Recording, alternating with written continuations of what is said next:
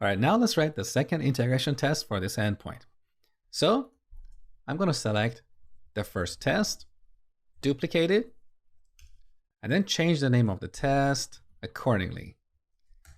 It should return 404 if invalid ID is passed.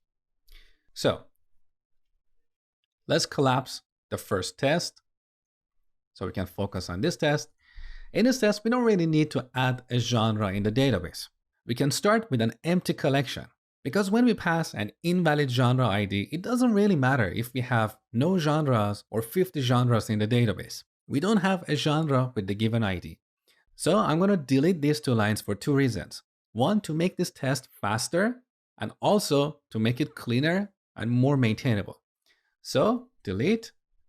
Now here, instead of genre.id, we're going to pass 1 as an invalid genre ID. So we expect the status to be 404. We could also check the message in the body of the response, but it doesn't really matter as much. So let's just focus on 404 because that's what the clients use. So save, back in the terminal. Our test failed. Let's see what's happening here.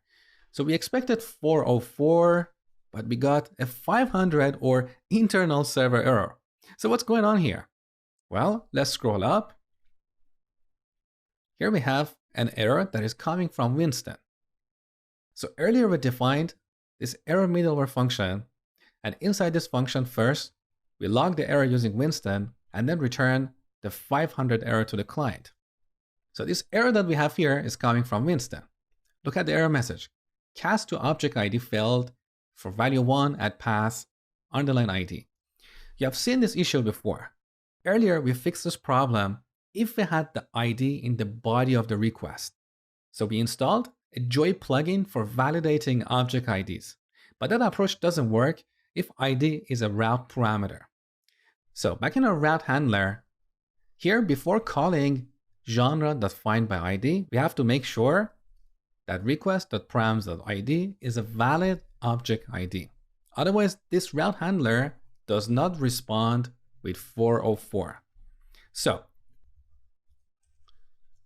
we call mongoose.types.objectID.isValid and pass request.params.id. So if this is not valid, we're going to return response with the status 404, which means not found, with a message like this, invalid ID. Save. Back in the terminal, you can see all tests are passing. Beautiful. However, throughout the application, we have quite a few endpoints to get a single resource. And we have to repeat this logic in all those endpoints. So in the next lecture, we're going to refactor this code and move this logic into a middleware function.